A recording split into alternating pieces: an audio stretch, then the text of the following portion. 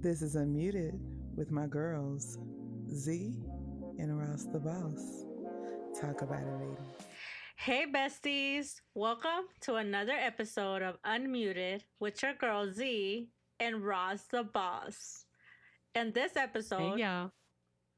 hey, friend, I'm sorry, friend. I interrupted you. I know you. Like, Sometimes we do that to each you other. didn't want me to be great. I'm You sorry. didn't I'm want me to sorry. be great. It's I fine. did, but just not right Mhm. now. But thank you for cutting in.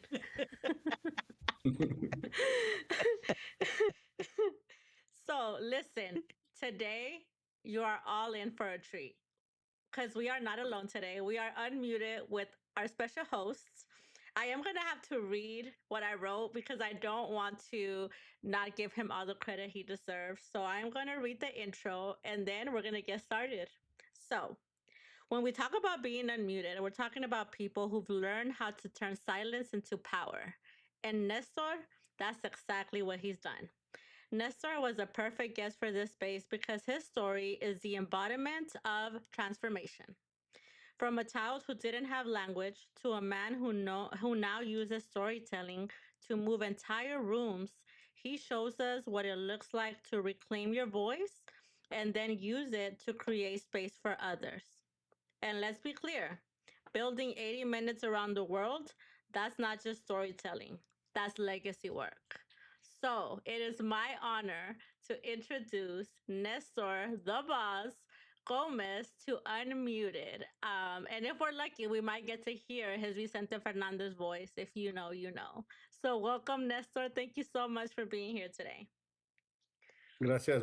Thank you so much for having me. Can I just mention one little thing? In Chicago, I'm known as the Boss Gomez because I have won a lot of storytelling competitions here in Chicago. And the first time that somebody called me the boss is because I have won like ten competitions at the time, which was the most competitions ever anybody had won here in Chicago. And the producer of the show actually was like, "Oh man, you're the boss." And when I heard that, I immediately look at him and say, "Yes, I am." Not because I'm full of myself or because I'm thinking I'm the best storyteller there is. There are plenty of amazing storytellers here in Chicago and in the nation.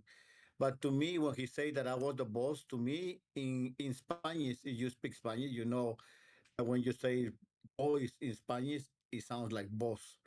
So when he called me the boss, to me, he was telling me that I have a voice. For somebody that came to this country undocumented, unable to speak the language because I stuttered, and unable to speak the language because I didn't know the language. It was, it's still amazing to this day that I am a storyteller. It took me so many years to become an American citizen. It took me many years to learn to speak English with a sexy Latino accent. Thank you very much. And it took me many years to become a storyteller. So when he called me the boss, that's what it meant to me. The fact that I have a boss. But also because I was born in Guatemala, and in Guatemala we all call each other boss. I was like, yeah, not only do I have a voice, but it will always remind me where I come from. So that's what it means for me to be the boss. It doesn't mean that I am the best. It just means that I have a voice, and it also reminds me where I come from. I love Listen, that. Z did not lie to y'all at all. Listen, Nestor and I are now friends, 100%. And because long hair don't care, ain't that right, Nestor? We're talking about our length on our hair and Don't be everything. hating. But 100% from a boss to a boss. Um, you already started your storytelling. We haven't even started the podcast yet, but you better go ahead with your bad self. I love this. I'm so excited about this interview. So thank you on behalf of both of us for agreeing to be a guest for us in this space. And I know that today's session is going to be a treat for everyone. So thank you so much. And we always like to start our episode with checking in on how we're feeling because there's a lot of different things that are happening in the world. And so every day could feel a little bit different. So today, we are going to ask you, Nestor, how is your heart feeling today? Oh my God, I'm feeling like I want to scream to people. I told you, I told you, I told you. It's like every day, things that keep getting worse, prices keep getting higher. things are just keep getting worse and worse. And yeah, we're not making this country great. We're not making anything great. If anything, everything is going backwards. And civil rights are at stake more than they have been in a while. So we told you, we told you. Mm-hmm. Mm-hmm. Mm-hmm. That's how I I think feel. that I definitely feel like screaming to people. We told you. 100%. And I think Yeah. that resonates with a lot of people of just like the conversations have happened. And, I think it started with food prices. Now gas prices, are increasing. And the amount of layoffs and things that we've been seeing throughout the country, folks are really struggling right now. So, Hey, but we're gonna have a ballroom, so it should be okay. hey, You know, the important things, the important things. Yeah. Oh man, I definitely I do can think the resonate. dance, though. So, Z, how's your heart today, friend? You know, it's doing good. I'm excited about today's interview. I think I've been wanting to work with Nestor for a while now. So this is like a dream come true. Is again one of those things that he's very right. Every day you see something and it's like it's not surprising anymore, but it still kind of sucks big time. So feeling very like not surprised, but also disappointed at how we're heading. But right now in this moment, I am very excited that we get to share with Nestor, and I just can't wait for him to, gift us with his storytelling skills and get to know him even more. So overall, I'm right now feeling very excited. What about you, my friend? I think I share your sentiment. When we were thinking about like who was gonna be, as we've thought about who were gonna be guests, and when you sent me Nestor's bio over, and I was like, "Yes, ma'am. What were we even talking about? Let's go ahead and lock this in." And I don't know if you know this, Nestor, as you've been looking at your LinkedIn. I am low key a stalker a little bit now, so all of that you post on LinkedIn, like yes and yes and yes. So you 100% have a fan in me. So um, I'm just really excited about being able to introduce you to the folks that know and love us and have become a part of our family as you have become a part of our family now too. Thank you. Thank you so much for having me. Of course. Absolutely. All right, Nestor. So we like to keep it real. We like to, if a bad word slips out, a cuss word, an enhancement word, we leave it because we're unmuted.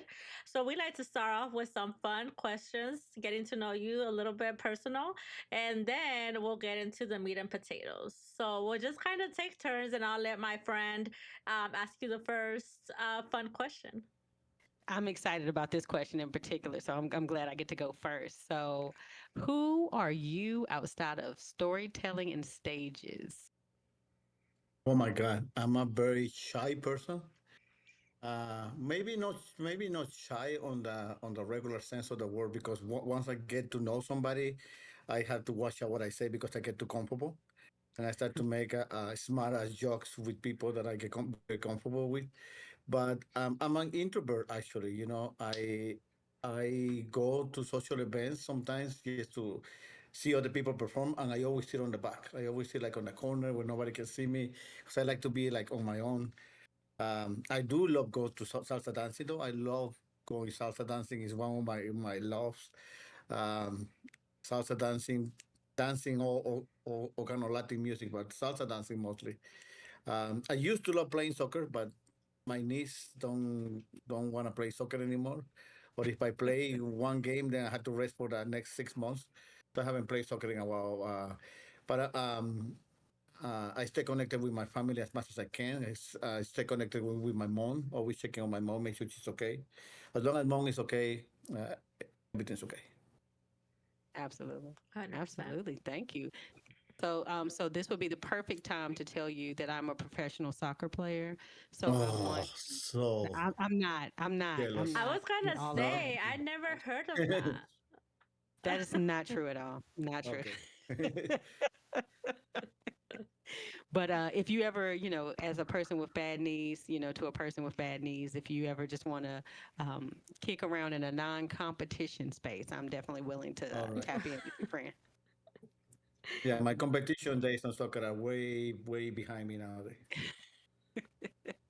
people get too people get too into in like I used to go to friendly games, like and then people really got crazy about They're not friendly. winning and like, yeah, they're not friendly and they try to hurt you. I was like, dude, I have to go to work tomorrow. I cannot afford to have a broken knee, a broken leg. We're not winning a championship here. It's just a game. Like relax. I was like, I'm done. I'm done. This is not for me. Yeah, Mm-mm, exactly. mm-mm. Okay. So, second question. What's something people would be surprised to learn about you? Oh, people that knew me as a younger person, a couple of decades ago, will be surprised to know that I have two dogs, and I love them to death because I used to be terrified of dogs. I was gonna say when I was little, but I'm only 5 feet tall. So when I was younger, um, I was bit by a dog in between my legs. Oh. Not there. Don't Oh, get too oh. excited, but close enough. Okay. Okay. Close Okay. enough that I get terrified about dogs, and for a while I didn't even come close to dogs, and now I have two beautiful rescue dogs that are like one of them is my baby, Chilindrina and Chespirito. That's their names, and it's just they are. Um, they are part of my family, so that be something that people will be surprised, and people that know me will be surprised also to know that I still stutter because it doesn't come out as much as I used to. But sometimes when I get really excited about something, I still stutter a little bit. First of all, the dog lovers I know are high fiving and thumbs upping as soon as you said rescue. So Mhm. thank you for rescuing those babies and bringing them into your family. So that is beautiful. So thank you 100%. for that. Okay, so we've talked about music a little bit. We as we were getting ready for this episode, we talked about the Queen Beyonce. So if your life was a theme song, what would it be? Ah, my life was a theme song. Oh my God! Do I have to pick one song because there's so many, and most of them are in Spanish? Uh, wow, there's so many good songs that represent different parts of my life. I don't think it would be difficult. It would be very difficult to pick one. Uh, Hey, hmm. give them all to us. Give them all. Yeah. Just if there's if there's There's a salsa song that is bailando que yo la conocí bailando.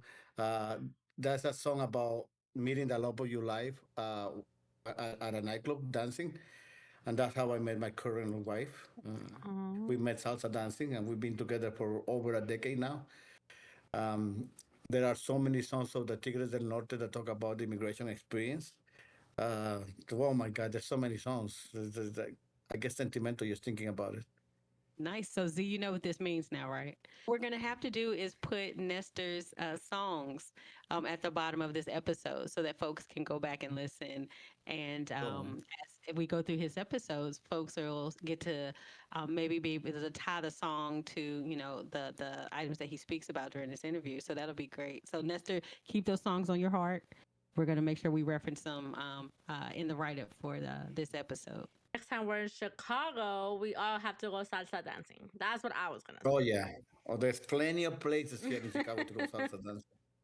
say. Oh man. Okay. We're getting really deep and personal here. So, what's your go-to comfort food that takes you back home? Mi tacita de café, Mm, a little cup of coffee, and oh my God, black beans from my mother kitchen.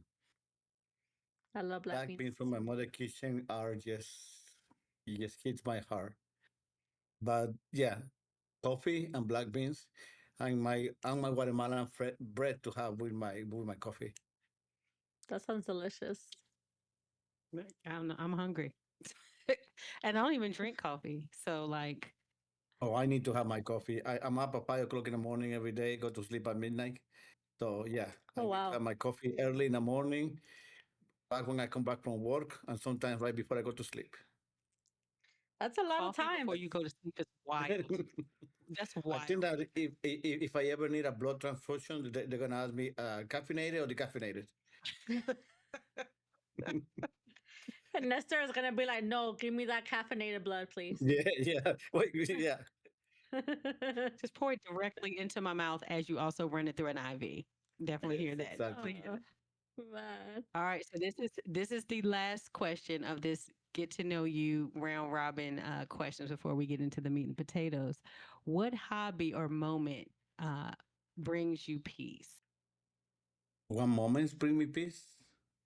or a hobby that brings you peace? A hobby. Oh, writing. Writing bring me. Writing is my has been my life saving uh,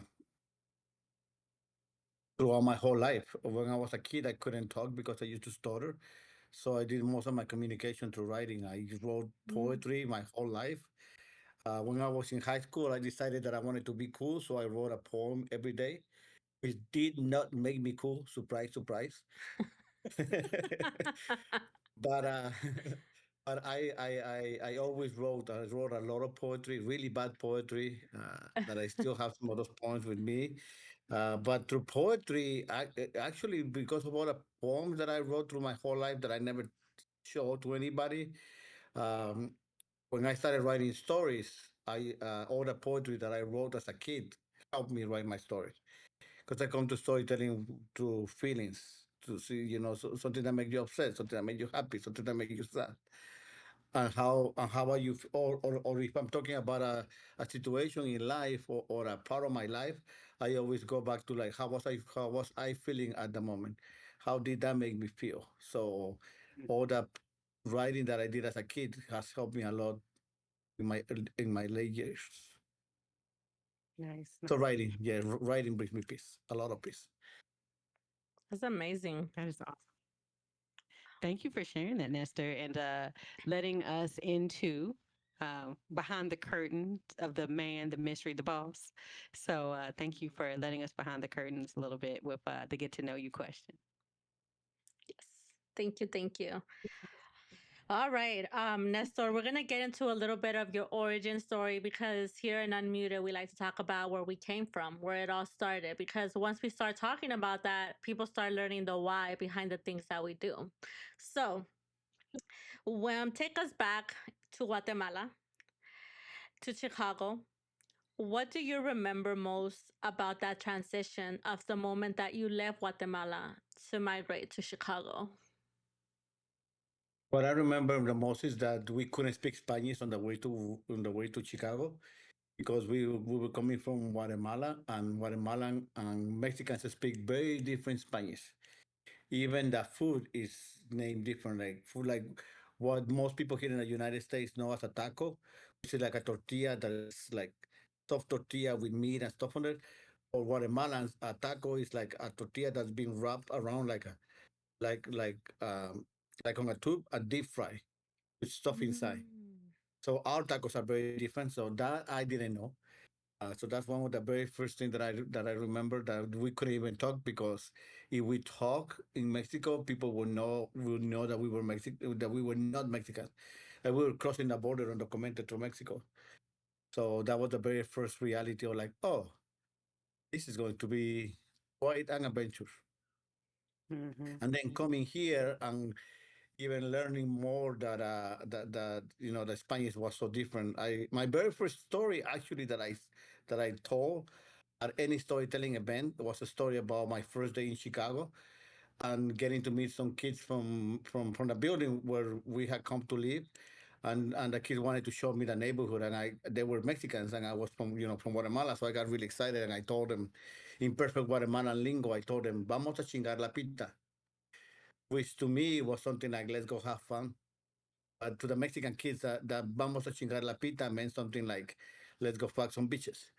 So right off the bat, it's like very different meanings of what we were talking about, and I didn't know that until I came here to Chicago. That not only was I going to have to learn to speak English, but I would need to learn to speak Spanish all over again. Mm. I'm so glad you talked about that. I think it doesn't get talked about enough that even within our own Latin, Hispanic communities, the language is very different. So it can feel very lonely and isolating because you're not speaking the same language. You are, but you're not. You are, but you're not exactly. Yeah. Hmm. Absolutely. And yeah, and on the same story that I told the day about meeting the Mexican kids, I told about later on during the day meeting a Puerto Rican girl by the lake, and she was eating some cookies, and I asked her to give me a galleta, and then she comes in front of me and slaps me because to a Puerto Rican galleta means to slap or to punch somebody, which doesn't mean that to a Mexican or a Guatemalan. So Right. with all those different things that right off the bat is like, okay, this is going to be interesting. Hmm. Which at the time I didn't know, And but then on top of eventually that, made up for a really good story. That's a slap, but you absolutely. know. Yeah, Yeah. yeah. After the pain subsided, it was a really great story, right? But on top of that, Nestor, too, to add to that, to add your stutter on top of that. So, how did that impact um, how you're growing up? So, on top of like having to relearn Spanish and then not relearn, but like adapt your Spanish to, fit the communities that you were in. But on top of that, having to navigate it with a stutter. Yeah, I wasn't a very popular kid in school because of my stuttering, and I think that I there's a poem that I wrote a couple of years ago, which basically talks about me, me being upset at God for a long time because I used to blame him that I couldn't talk, that I had grown with a stutter. I used to blame him that I was poor and I was born in Guatemala and that I had come to this country. I blame him for a lot of things. And then later in life, I realized that my stutter forced me to become a writer. And becoming a writer turned me into a storyteller. And it was like a buff. It's like, whoa, how does this? Because I found myself one time coming back from a storytelling event and not believing that turn that my life had taken, or not being able to speak the language and for not being able to speak at all to becoming a storyteller. And I just sat down and like, how did this happen? How did this actually took place? And then realizing that if I hadn't started, I probably wouldn't have become a writer. And I'm like, wow. So this, I am not a very religious person. I do believe in God, but I don't believe in religion because you know, religion was just historically has been used to oppress communities of color. So I'm not a very religious person. I do believe in God. So it was a moment when I realized, I was like, well, maybe what they say about God working in mysterious way, maybe it is true because of all the people, of all the possible things that I could have been on my life, storytelling was not one that I ever uh, thought that was going to happen. Listen, Nessa, you got me. You got me. I I got a little bit emotional there. I Yeah. know. I was Yeah. like, "Ooh, Nestor, this soon." I wasn't expecting it. But Nestor, that became your superpower. We talk a lot about superpowers in here in this space. And it's crazy how a lot of the things that maybe when we were younger made us feel bad or different have become our superpowers and have fueled a lot of the things that now we do now in the present time. And a blessing to be able to tap into the power. There's an old Latin song that says, en algún lugar de un gran país, y en las sombras muere el genio sin saber de su magia. So basically saying, it's talking about somebody who dies, who was a genius, but never had the opportunity to become the person that he was supposed to be. Mm. And we are so blessed to have the opportunity to find that one thing that drives us forward. Like for me, it has been always been writing. Like to me, writing is like breathing. I had to write. It's not something that I want to do, or maybe I could do it. No, it's just something that I have to do. Some other people sing, some other people dance, some other people paint. But there's a lot of people that never had the opportunity to have an outlet for their artistic self. And I feel extremely blessed that I have found the opportunity to that I found storytelling and that had allowed me to have an outlet for my writing. Absolutely. Mm, I love that. I love that. listen, You're right. listen, listen. Whew. You got me, Nestor. I need a minute. Yes, yes. Blessings is right. You're right. A lot of people don't get to live out any of their passions. I think we can relate in a lot of levels. And then for us right now, this podcast, being able to bring beautiful, amazing people like yourself is what tapping into what we're passionate in our superpowers. So that one hit us. That one definitely hit us. Yeah, how many of our immigrant brothers and sisters have not make it to the desert or have drowned in the seas? How many of our brothers and sisters of color have been victims of violence by police brutality? How many of them are in between walls now because of an unjust incarcerated system that keeps people oppressed? Um, I really feel extremely blessed to have found my outlet and to be able to help other people find their voices. Whew, yes, it's amazing. Yes, unbelievably blessed. That's how I feel. I couldn't have thought of a better first guest. You're amazing, Nestor. I already knew it, but now 100%. Thank you. Okay, I can't see the next question, so you gotta go. I got you. I got you. I got you. Got you, sis. Thank Okay. I think we already talked a little bit about this. But what was it like navigating life without English at that time? So when you were first starting to learn it, but of course it was a culture shock, right? It's a completely different language. How did it feel around those times? Well, luckily, I came to Chicago that has a huge Latin population. And even the school where I was going to, which was Clemente High School, there was a lot of Latinos, and I was able to communicate with them in Spanish. Uh, and even when I started working, when I started dating, and my first wife was also she was from Mexico. I'm from Guatemala, but she could also speak Spanish. So for a long time, although I knew that I needed to communicate in English, I was able to communicate with other people in Spanish. It wasn't until I got married and I started to go to work that I was also forced to start speaking English. I had to like start talking to people and come out of my shelf and like because I had to provide for my family. You know, there was no excuse for me. Well, I can't do a job because I can talk.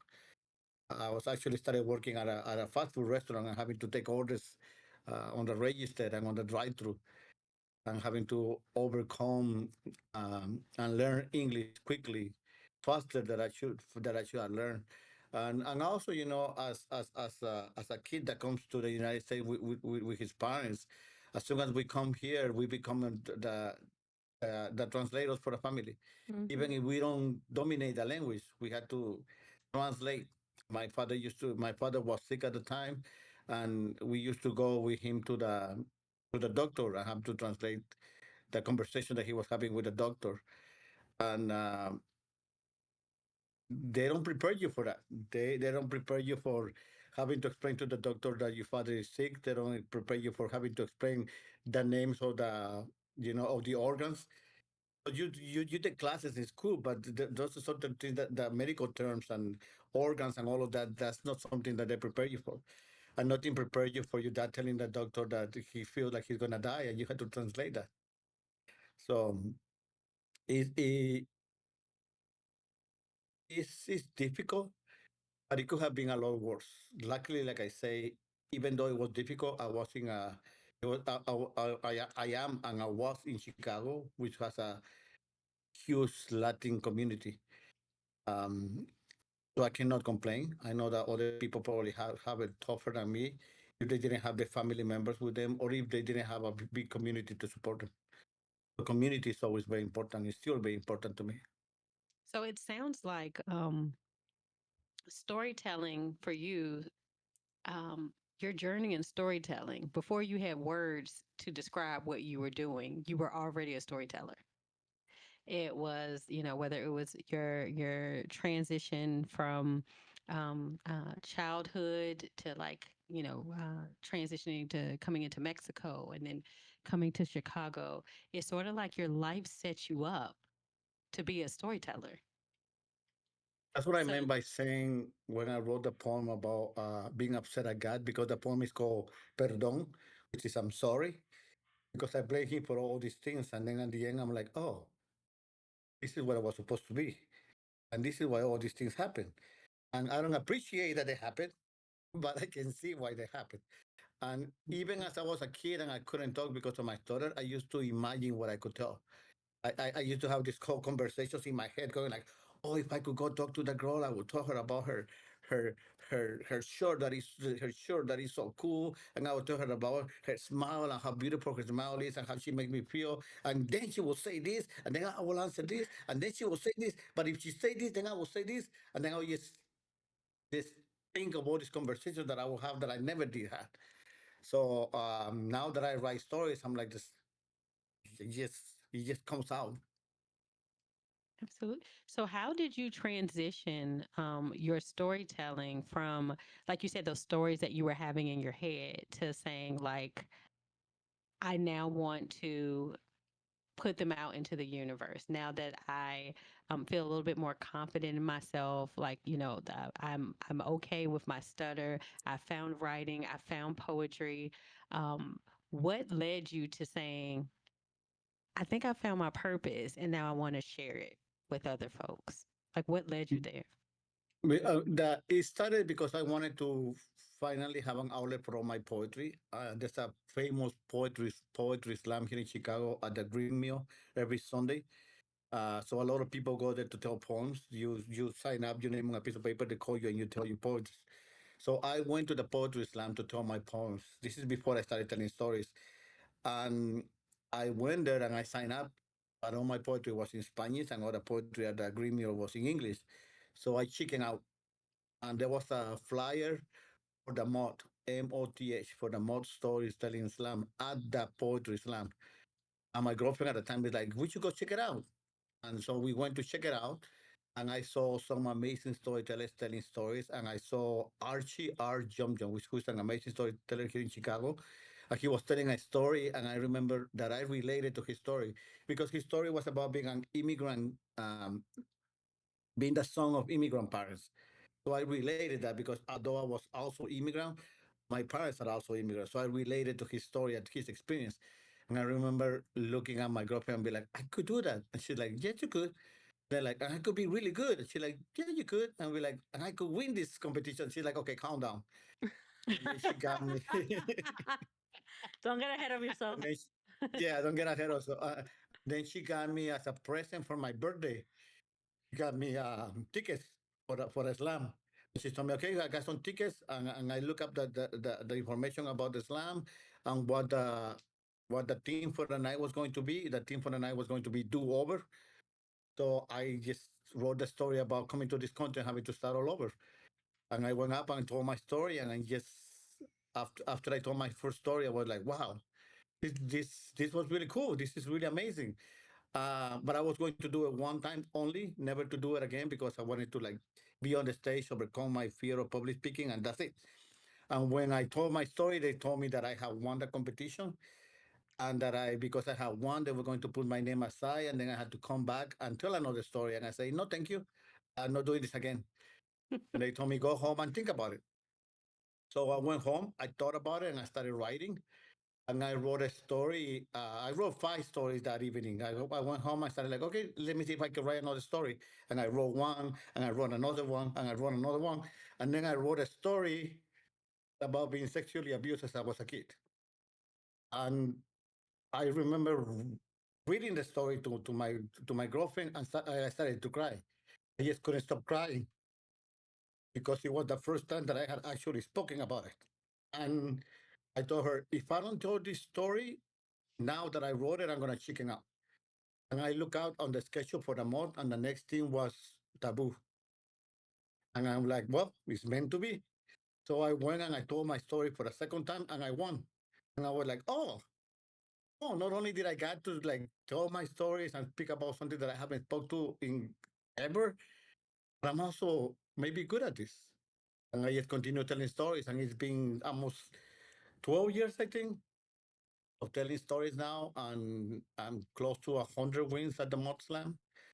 and I have been able to go to schools and universities and teach, and it has been a life changing experience for me. That is beautiful, friend. That is truly beautiful. And the bravery that it took um, to tell your story. Because sometimes, like, bringing those things back up, bring the feelings, but that's not a bad thing because the only place that it has to live is within you if you don't get it out.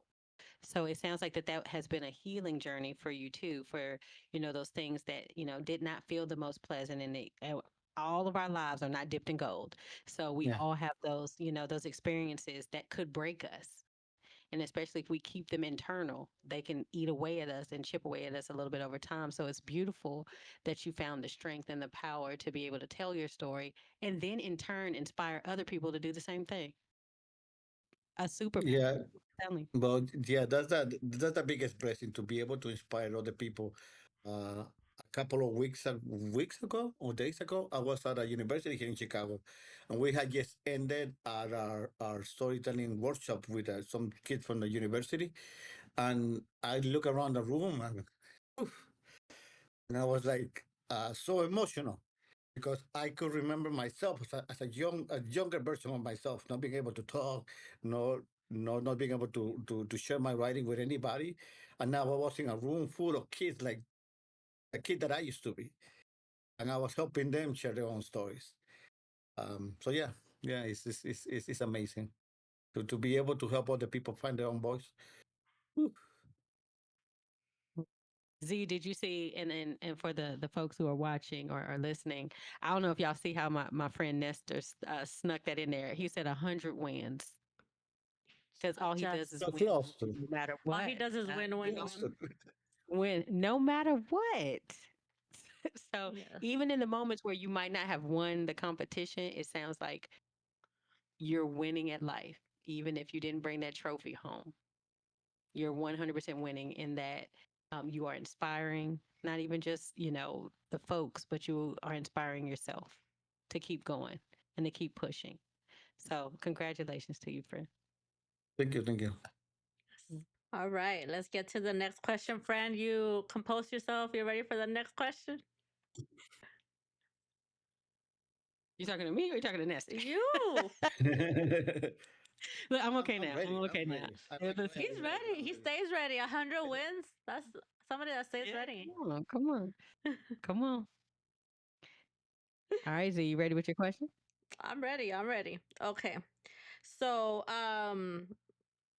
when would you say that you first felt like your voice didn't matter?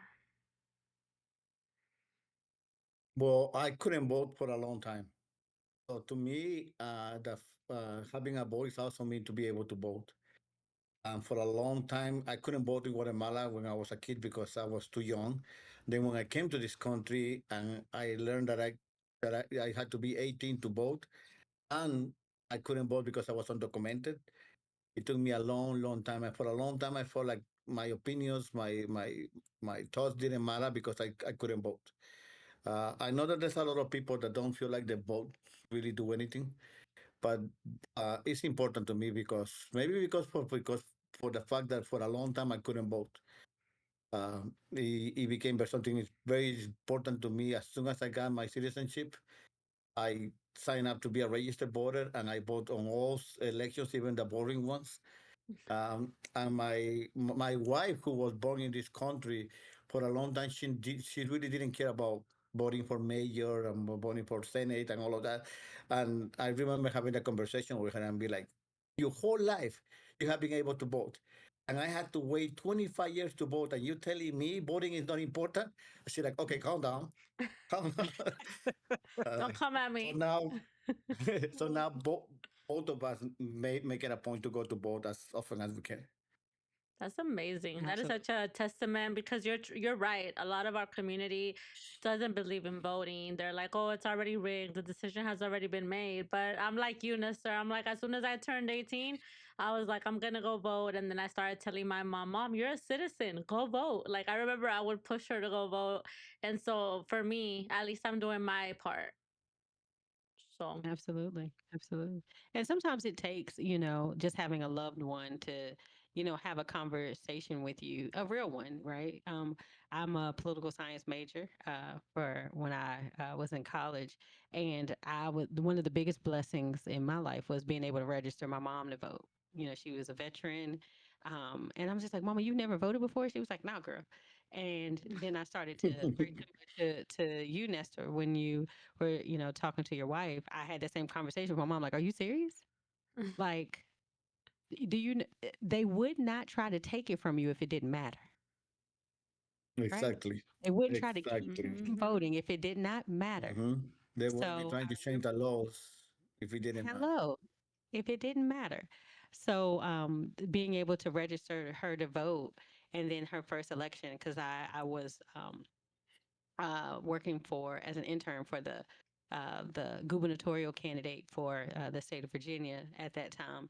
Mark Warner, shout out to him, and he won. And I like to say I played a little part in it, but but it was beautiful though, because on election day, my mom sent me, hey, I went and voted, and then my mom has gone on to glory now, so I don't think that the government can come after her. But she happened to know some of the folks who were at our polling district, and she said, "Who in my family has voted already?"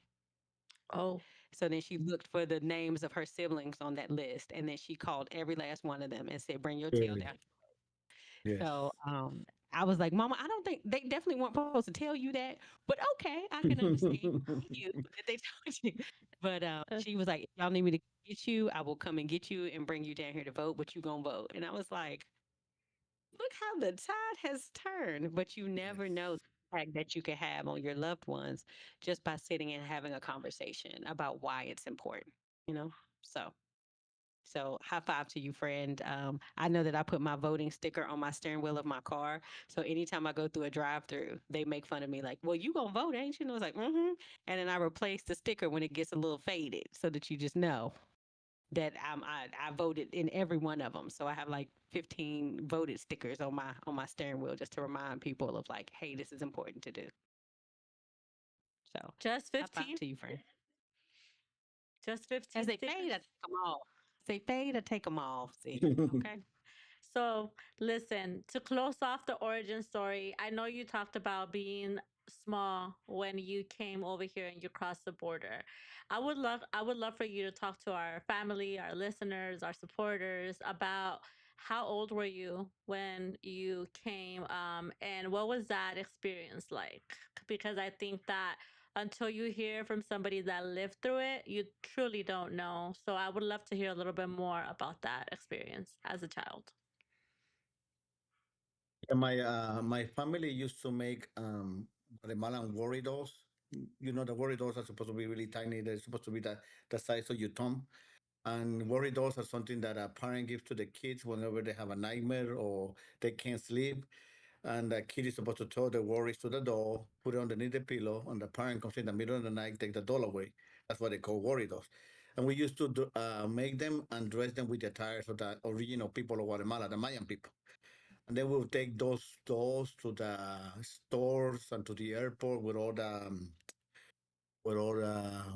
white people. Oh, I mean, with all the tourists will come and buy them. And that's how my family made a living in Guatemala. But because of the civil war in Guatemala, we couldn't sell anything. There were times when we didn't have any money that we were working and we couldn't sell any of the items, the dolls that we make. So my parents decided to come to the United States and they left us in Guatemala. They left me and my siblings in Guatemala. And it took years for my mother to be able to save every single penny that she had. My mother worked three, four different jobs, slaving herself, working really hard to save every single penny to bring me and my siblings to the United States. Um, she sent my father back to Guatemala so he could help us travel. We didn't have to travel by ourselves like many kids do nowadays. I don't even begin to imagine how difficult it must be for the kids to travel by themselves, because we were coming with our parent, with our father, and it was still very difficult. Um, we spent weeks traveling in Mexico silently because we couldn't talk until we finally managed to make it through to here to Chicago. And I remember when we managed to get to my mother building and we knock on the door and she opened the door and me and my siblings, we just run to her side and we clung to her body. And my little baby brother, that was a baby when my mother left, she was just looking, he didn't know what to do. And then he finally say, I'm hungry. So my mom gave him some cookies. And then he say, gracias, señora. Thank you, lady. Because he didn't recognize my mother as his mother anymore. My mother got down to her knees and started crying and trying to tell him that I am your mom. You know, don't call me senora. I am your mom. Don't call me lady. Me and my siblings were like, we're hungry too, and he ate all the cookies. So, so we Spread the went. love. So my mother took us to. To McDonald's to celebrate that we were together. Because we coming back. We coming from Guatemala. We were really poor, and McDonald's was a special place for us in Guatemala. And my mother was ordering all the stuff in English, and me and my siblings were like, "Wow, she speak English." But of course, my mother could only say number one, number two, and large coke. But we thought she could speak English. Oh, Yeah.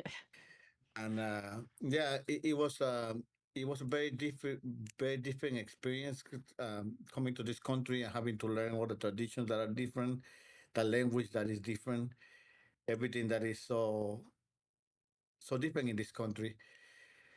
And uh, we spent the afternoon at McDonald's eating, and then my mother took us on a sightseeing tour of Chicago. We went to see the Sears Tower. If you're from Chicago, it will always be the Sears Tower. Uh, and we met a friend from my mom from Guatemala that took us to a fancy restaurant, according to him. And he was celebrating the fact that we had a ride to Chicago. And he ordered the most expensive thing in the meal, which in the restaurant on the menu in the restaurant, which was black beans. And it was funny because in Guatemala, black beans is something that you eat when you don't have any money. mm-hmm. And here at this restaurant was something at an expensive restaurant. But the beans really didn't taste it that good, to be honest with you. I mean, they were I don't know how they make those beans, but they didn't taste good. Um, it, it wasn't until we went back to my mother's apartment late that night, and we were sitting on my mother's table in her little dining room. And while she prayed, I pretended to be praying, and I looked around the table, and I saw myself sitting at the table with my mother, with my siblings, about to eat black beans from my mother's kitchen. That I felt like I was back at home. Chicago has been my home ever since. I've been living in Chicago since I was 15 years old. And I'm a little bit older than 15 years old now. So I've been in this country more time than I ever spent in my native country, Guatemala. Thank you for This is sharing. my home. This is my house. 100%. Thank you for sharing because, for context, our brothers and sisters from South America, Central America, they don't just cross one border, they cross multiple borders. So I'm glad you were able to give that context, Nestor, because that's a reality. Because once you go into uncharted territory, you do have to be silent, like Nestor and his family were in Mexico, right? Even though we're all Hispanics and Latinos, still like there's still borders that need to be crossed and discriminations and all those things that still happen, Dangerous. dangers. Exactly. So thank you so much for that vulnerability and for sharing that part of your story, Nestor. So, Buddy, I'm telling you, I'm all caught up in the story. I don't even want to ask questions. I just want Nestor to just talk to me for the rest of the episode. I am caught up in all the stories. So, we talked about thank goodness, and I hope that past relationship with that young lady who bought you those tickets, that girlfriend that you had that bought you those tickets. I hope that she is still around, to be not around you, but around in general, to be able to see that, like, that kind gesture. Now, the young lady that bought me the ticket, she's my wife Yeah. now.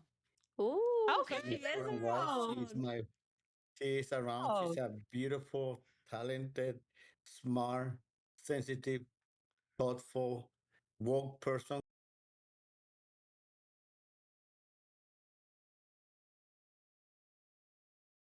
gmail.com. Tell me I'm your Um, home. We married. and wash the dishes. Like my wife always remind me, and wash the dishes. Yes. I'm One a, thing I tell listen, her, I'm okay I'm with not perfect dishes. either. Well, I think my boyfriend is gonna relate to you because I'd be like, okay, well, are you gonna wash the dishes? And he was like, yes, I Yeah, will. I will. just tell him to add the home part, and then like you in there like swimwear. I love We're that. gonna have a Yeah. conversation after I'm done recording. I'm gonna be like, so, am I your home? Answer me. So again, shout out to your wife on that one. That was Yes. a big one. So that she's still around. Go off. I love Oh yeah, this. she's Yeah. very patient. Let's just put it away. She's very Nice. patient because it takes a lot to deal with me. I'm a very sensitive person. I'm all about my feelings all the time. Hmm. So I get hurt really easy. We like a And I'm self-aware sure that king. she loves it. Yes. And I love a man who knows his emotions, honey. Yes, go off. So with that, Nestor, the investment that she made with those tickets, and then we were sort of joking around with your 100 wins because that took a dedication of continuously showing up and investing in yourself. But you didn't just stop there, and we've sort of danced around it a little bit of how your storytelling has evolved, and I even see your T-shirt now. Oh So 80 yes, minutes yes. around 80 minutes around the world. You got to tell us about it. The Come on. 80 Minutes Around the World is a show that I started here in Chicago because it took me a while to realize that my stories were actually immigration stories because I was just telling stories about my life. This happened to me, this happened to me, this happened to me, and then I'm like, wait, this had to do with the immigration experience because duh, I'm an immigrant. So I started telling stories and realizing that they were immigration stories, and I started to look for places where I could tell more stories, more immigration stories. And I realized that there wasn't a show that was dedicated to immigration stories. So because there wasn't one, well, we need to create one. And it started as a fundraising for our organization here in Chicago that was helping communities at risk. We did a fundraising show where we brought a lot of storytellers that were all immigrants to tell their immigration stories. And from the beginning, I didn't want it to be just like, oh, I'm going to tell a bunch of crossing the border stories, but a bunch of stories about the Latino experience. I wanted people to understand that immigration is from all over the world. There are different kinds of immigration, people that come here with papers, people that come here without papers, people that come here with papers and then the papers run out, people that come here for asylum, people that come here because they are not able to be or to love the person that they want to love in the native countries, people that come here because of war, because of poverty, because of they are looking for a better life. So I invited people from all over the world. We tell stories not only from the immigration experience, but also from the immigrant descendants and allies of immigrants' experience. We want to talk about the whole immigration experience to help educate people about the realities of the immigration experience. Because a lot of people hear that immigrants come to this country to eat you cats and dogs, and we want to tell people, we want to show people that that's not the reality of the immigration experience. And I have been able, I'm blessed to be able to be doing this show for almost 10 years. At a time before COVID, we had shows in New York, in LA, in Detroit. But at the moment right now, we're only doing the shows in Chicago. And when I say we, I'm basically saying me, because I had some people help me throughout the years, but it's been being mostly a labor of love. I don't have any grants. I'm not an organization like a non-profit or anything like that. It's just me putting the show together time after time, trying to find and give a platform to the voices of immigrants like myself. Beautiful. That is beautiful. So, what do you feel like the impact has been on the community um, with giving people the opportunities to share their stories? And I love the call out to the immigration story not just being from one lens, because immigration exists in all different spaces for all different cultures and communities of color. Um, not even just communities of color, just people in general, right? Hmm. So giving an opportunity for people to share their experiences, because while there are similarities, there are some differences, again, based off of like race, color, and where you're coming from, right? So what do you feel like the impact has been with 80 minutes around the world on the community in the Chicagoland area, and as you've been able to connect with different areas throughout the country? It has been a very educational experience, not only for myself, but for the people that attend the show and the people that participate on the show. Because as you just say right now, a lot of our communities sometimes are very like, we stay within our community. We don't go and search for other communities and try to make friends with other communities. So when I do these shows, people that I have mainly been in the Latin community, they get to know people from the African American community. People get to know people from the Asian community, and we get to know each other a little bit better because storytelling creates bridges across communities. And when we know ourselves a little bit better, and we know our neighbors a little bit better, we can understand each other a little bit better, and we can function better as a society. Absolutely. That was Amen. a solid answer there, sir. Mhm. Come on. Yes, sir. What are your thoughts, or how do you hold those stories sacred and continue to do the work even through those moments that might be hard?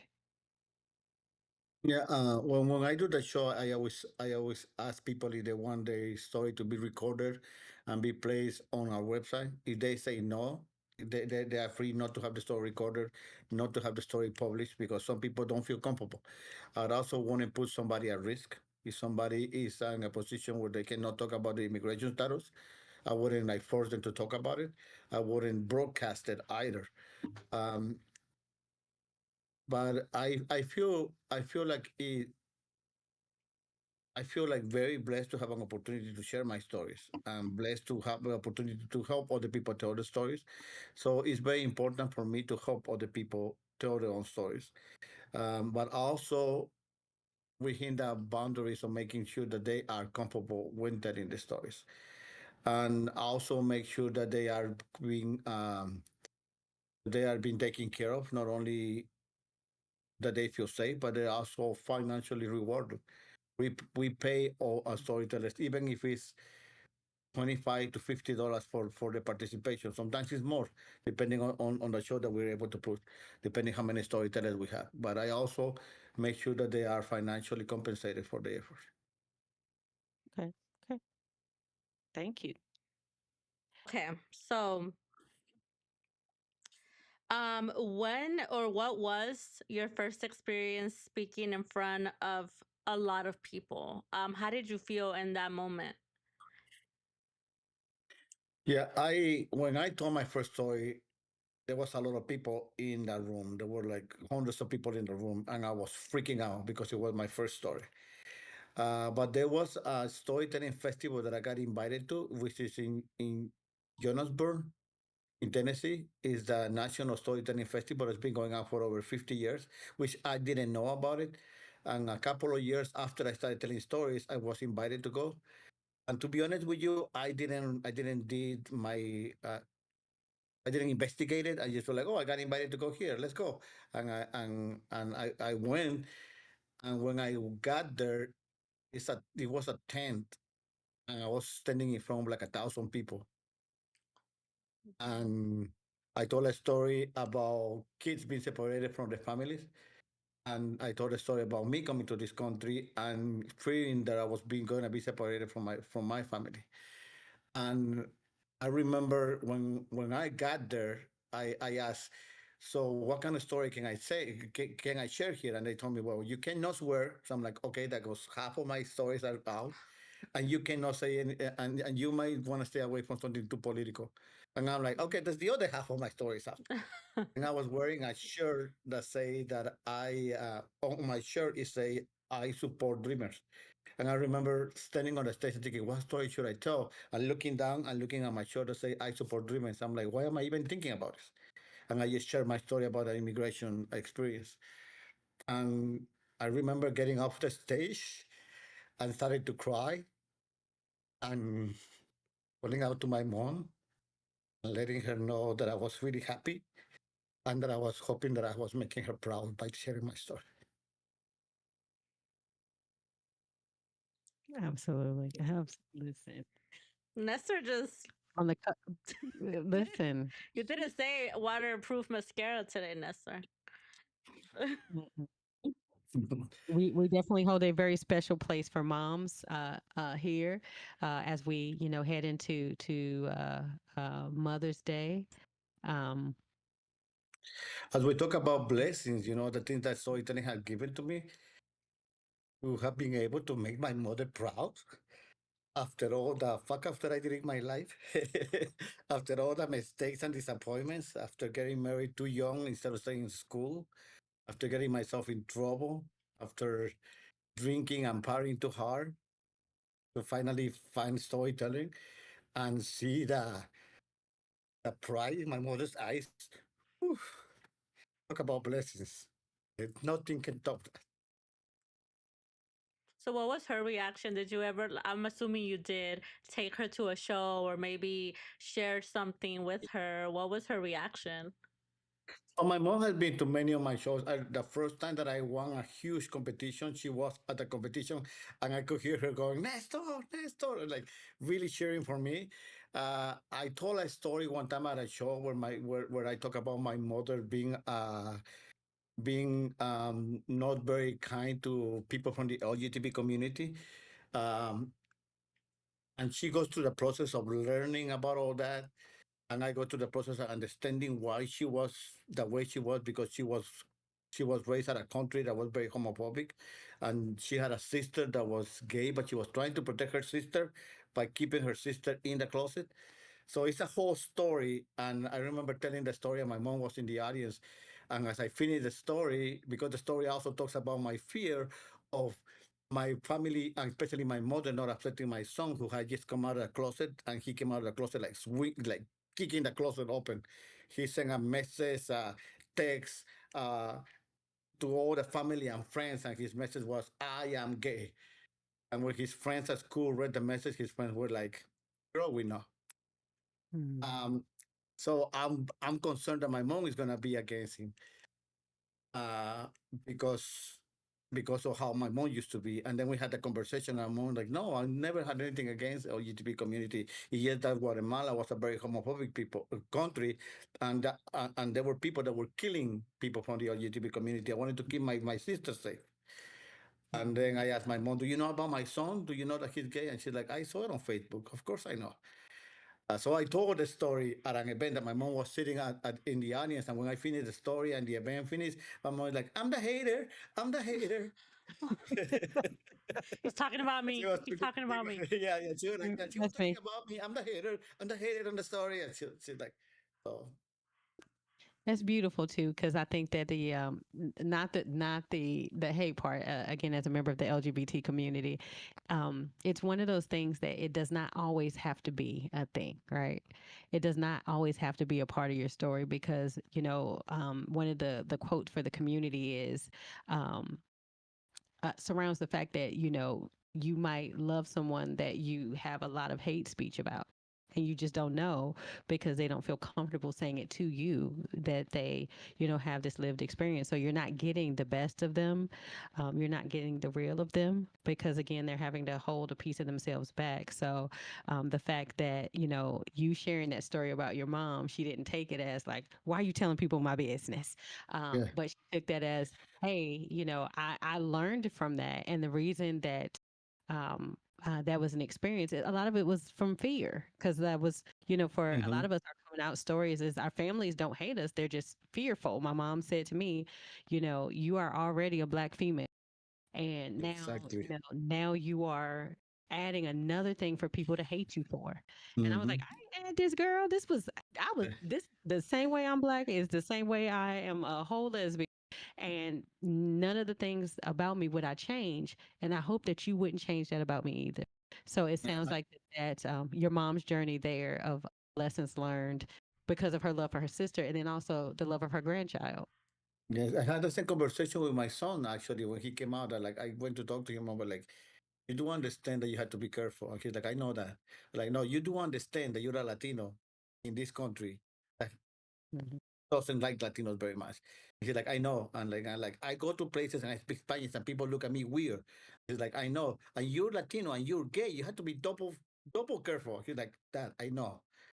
So yeah, I completely understand that conversation. But yes, as the show of immigration shows includes allies, I also bring people from the LGBT community to my immigration show. I also bring people from every community to the show because again, it needs to help people understand that it's a whole experience. It's not just people crossing the border.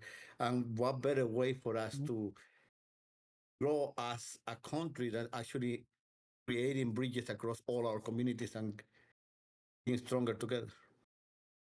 Absolutely. I love that. Absolutely. And Absolutely. that's one of the reasons that me and Shamel we came together because we started seeing we're stronger together than divided. So that was They want us divided because they are so afraid that we come together one day. Imagine the things that we could do if we come together. 100%. 100%. 100%. So I think that listen, we could go forever and ever, amen.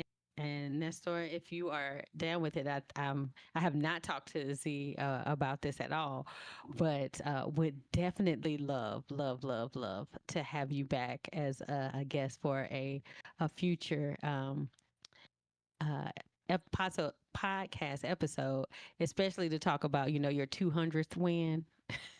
And when it becomes 120 minutes around the world, definitely would love to have you back here, friend, because I'm telling you, this has blessed my spirit today in ways that I did not anticipate or expect. You are a beautiful human being. Thank you, You thank are a you. beautiful human being.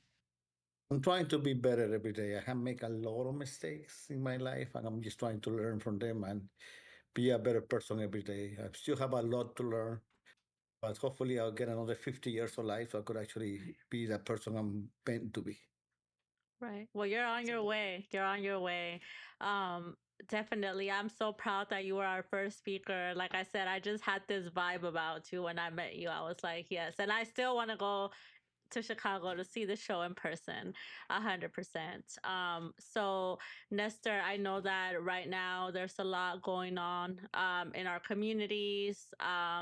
You have a platform right now. What would you tell all of those people that are going through something, that are being affected by immigration, not only the immigrants, but the families, et cetera, et cetera? You have a platform right now. What would you tell them? What words do you have for them? Because I know we have a lot of our family that listens to us every Friday. What would you like to tell them right now? There are people out there that are trying to help you. Sometimes it feels like there's nobody out there helping you. Reach out, look out for resources. There's so many people. I see them all the time. Lawyers, teachers, doctors, just regular people out there helping to trying to reach out to you and help you. I know that sometimes it feels like there's nobody there helping you, and you feel so like everything's over. But um, there's people out there that want to help you. Reach out, look for those organizations that will help you. Things will get better. They are they are trying to bury us, but they have no idea that we are seeds. Love that. Thank you, Nestor. And of course, we always want to plug you in. So, can you tell everybody listening? I know we're talked about 80 minutes around the world, but you're also a book writer, right? So, can you tell us a little bit about that aspect? And if you have some books out there that you want people listening, our family, our friends that are listening to know about, this is your time to shine. A shameless plug on what all is going on in the world of Nestor.